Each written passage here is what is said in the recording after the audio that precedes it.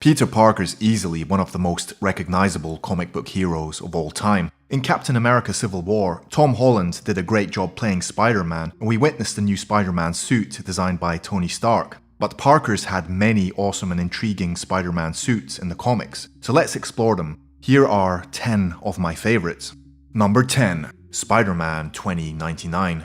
Back in 1992, Marvel Comics created the 2099 universe, initially releasing 4 titles: Doom, Punisher, Ravage, and Spider-Man 2099. In the story, Miguel O'Hara was a geneticist working on a project to recreate Spider-Man's powers in 2099. On one particularly fateful day, while trying to rid his body of a highly addictive drug that Miguel unwittingly ingested, O'Hara's genetic code was rewritten, with 50% of the DNA code from an arachnid. To hide his identity from his evil boss, Miguel wears a bodysuit that he wore to the Day of the Dead festival. The navy suit is comprised of unstable molecule fabric, invented by Fantastic Four's Reed Richards, which allows Miguel to use his powers without ripping or tearing the suit.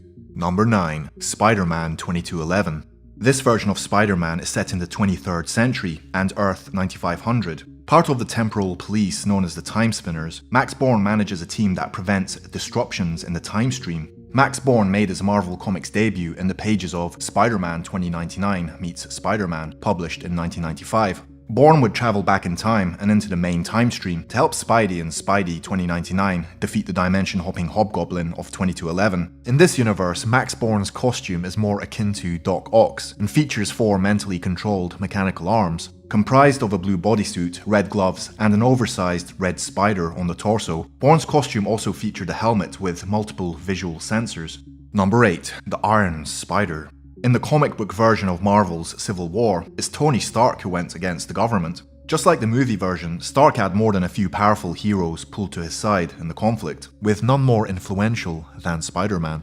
Not only did he join Tony's fight, but he also publicly unmasked himself to show his commitment to heroes going public. In the story, Spider-Man also gets a brand new suit to aid Iron Man in combat. Built out of cutting-edge materials and containing a set of controllable robotic arms, it was without a doubt the most functional of Peter's costumes, granting him even more limbs and senses which he could utilize during a fight. But who Spidey was fighting became the problem, which meant tossing aside the armor when he defected to Cap's Secret Avengers.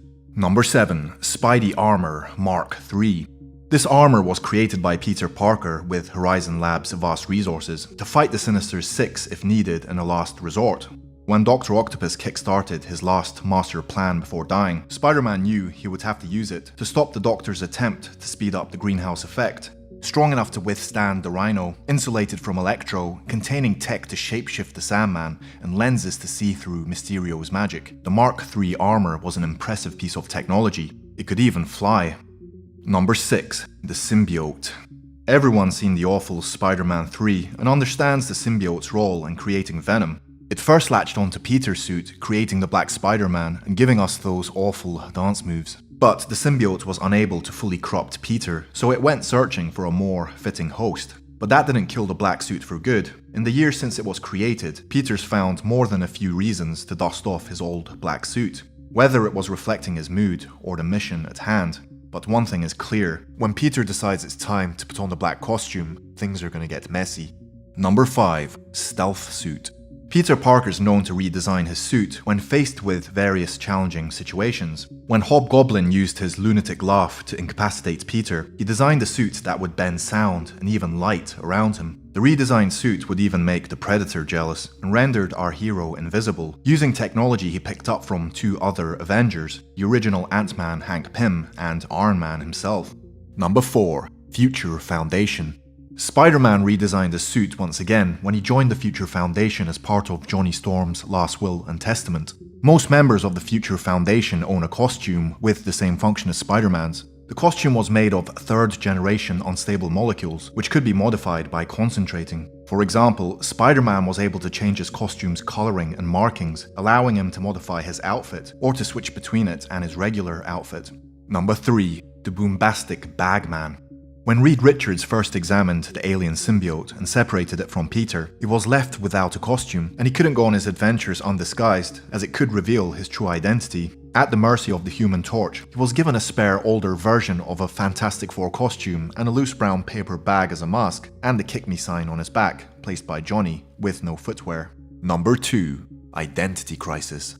In this story, Spider-Man was framed by Norman Osborn and left him with a $5 million reward posted for his capture. Instead of his normal costumed identity, Peter Parker adopted 4 other costumes with different crime-fighting personas in order to stay under the radar. His reasoning was that one Spider-Man-like superhero appearing so soon after the bounty would be suspicious, so he created 4.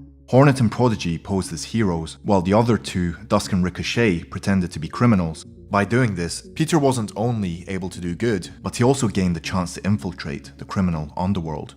And number 1, Superior Spider-Man. Just when things finally started to go good for Peter Parker, something bad happened. While visiting a dying Otto Octavius, Peter suddenly had his mind swapped with Otto's, allowing Otto to live and run around in Peter's body.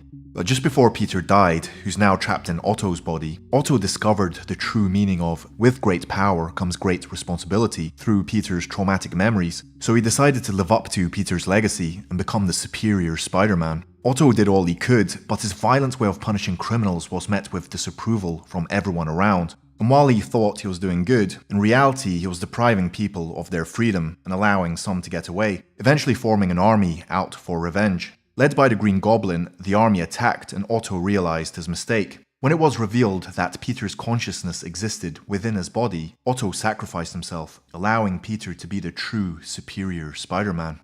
So there you have it. Which one's your favorite? Please let me know in the comments below. And don't forget to subscribe and like the video. Also, check out the store for some viral merchandise. I'll see you later.